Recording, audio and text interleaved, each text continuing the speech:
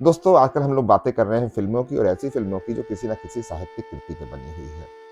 भारत में बहुत लिखा गया है, बहुत किस्म के राइटर्स ने लिखा है, कई भाषाओं में लिखा है। उन्हीं में से एक उर्दू और हिंदी की लेखिका हैं कृष्णा सोबती। कृष्णा सोबती बहुत प्रसिद्ध राइटर है और उनकी एक बहुत प्रसिद्ध कृति है ज़िंदगी नामा। ज़िंदगी नामा पे भी एक फ़िल्म बनी, खामोश पानी। खामोश पानी यानी साइलेंट वाटर 2003 की एक इंडो पाकिस्तानी फ़िल्म है, जो एक पंजाबी गाँव में रहने वाली एक विधवा माँ और उसके युवा बेटे के बारे में है। इस फ़िल्म में 1970 के दशक के अंत में पाकिस्तान के सामाजिक और नैतिक अराजकता में गिरने के मानवीय प्रभाव को मापने के लिए इसको लिखा गया, उसको फ़िल्माया गया। और ये फ़िल्म अपनी कथा के माध्यम से विभाजन के कुछ सबसे विवादास्पद, भावनात्मक रूप से तीखे और अभी भी अनसुलझे मुद्दों को सामने लाती है। एक महिला होने का अर्थ क्या होता है, इस पर भी टिप्पणी करती है। महिला संघर्ष के समय क्या होती है, उस पर भी बात करती है।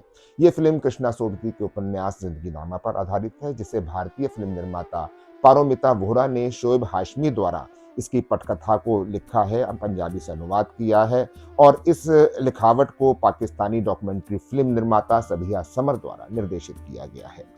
खामोश पानी उन अनमोल मुट्ठी भर फ़िल्मों में से एक है जो उपमहाद्वीप के लिए महत्वपूर्ण 2 सबसे विवादास्पद मुद्दे लेकिन अनदेखे मुद्दों को संबोधित करने का साहस रखती है, जिसमें मुख्य है एक तो विभाजन और दूसरा धार्मिक अतिवाद। ये फ़िल्म वास्तविक घटनाओं पर आधारित है, जो उपमहाद्वीप में भारत-पाक का विभाजन हुआ और दोनों देशों में अलगाव हुआ, दोनों देशों के नागरिक इधर से उधर ट्रांसफ़र हुए और बहुत आगजनी हुई, बहुत हत्याएँ हुईं, बहुत बलात्कार हुए, बहुत कुछ हुआ। और इसको दिखाने के लिए ही ये फ़िल्म बनाई गई। चाहे मुस्लिम समुदाय हो, चाहे सिख समुदाय हो, चाहे हिंदू समुदाय हो, सभी ने इस विभाजन को झेला है और इस विभाजन में जिस तरह से मवेशियों को इस्तेमाल किया जाता था, उसी तरह से महिलाओं का भी इस्तेमाल हुआ। महिलाओं के अपहरण हुए, महिलाओं के बलात्कार हुए और चाहे किसी भी जाति प्रजाति के लोग हों, ये जब अपहरण करते थे, बलात्कार करते थे, उन्हें खरीदा जाता था, बेचा जाता था, लेकिन कसौटी पर हमेशा औरत ही चढ़ती थी, महिला ही चढ़ती थी और बाद में उनकी हत्या कर दी जाती थी। और इन्हीं में से कुछ महिलाओं ने अपने अपहरणकर्ताओं से शादी भी कर ली थी। महिलाओं के दृष्टिकोण से उन्हें 2 तरफ से खतरे का सामना करना पड़ा। उनके पिता, भाई या पति उन्हें सतीत्व को बनाए रखने और परिवार तथा समुदाय के सम्मान की रक्षा के लिए आत्महत्या करने के लिए मजबूर करते हैं।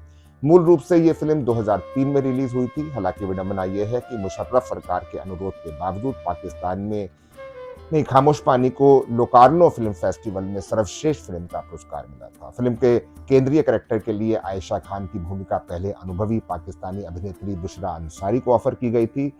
उन्होंने फ़िल्म की शूटिंग के समय अपनी बेटियों की पढ़ाई पर ध्यान देने के लिए इस फ़िल्म को करने से अस्वीकार कर दिया। बाद में भारतीय अभिनेत्री किरण खेर ने इस किरदार को स्क्रीन पर बहुत ही गंभीरता से और खूबसूरती से निभाया है।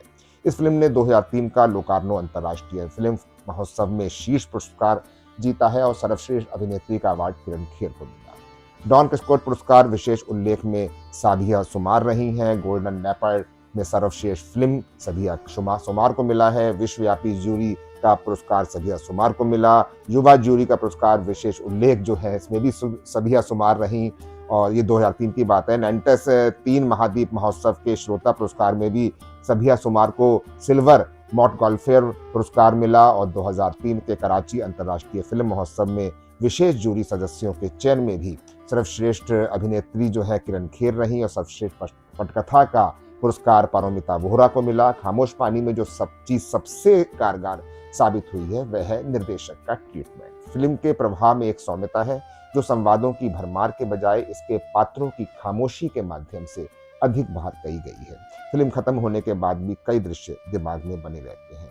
दरअसल भारत पाक का विभाजन इतनी बड़ी त्रासदी रही है कि इसने लेखकों के दिलों को, दिमागों को झकझोरा है और उस समुदाय के बारे में लिखने पर, उनकी कलम उठाने पर मजबूर किया उनको, जिनके लिए, जिनके परिवार के लिए, जिनके पीढ़ियों के लिए, जिनके खानदानों के लिए ये जो विभाजन है ये एक त्रासदी के रूप में आया, ये एक ऐसे दुख के रूप में आया कि जिसको वो सालों साल नहीं भूल सकते थे। तो विभाजन पे बहुत सारी फ़िल्में बनी हैं, बहुत सारी किताबें लिखी गई हैं, उनके बारे में अगली बार बात करेंगे। अगली बार मैं आपको किसी और साहित्यिक कृति पे बनी हुई फ़िल्म के बारे में बताऊँगा। तो अगली बार।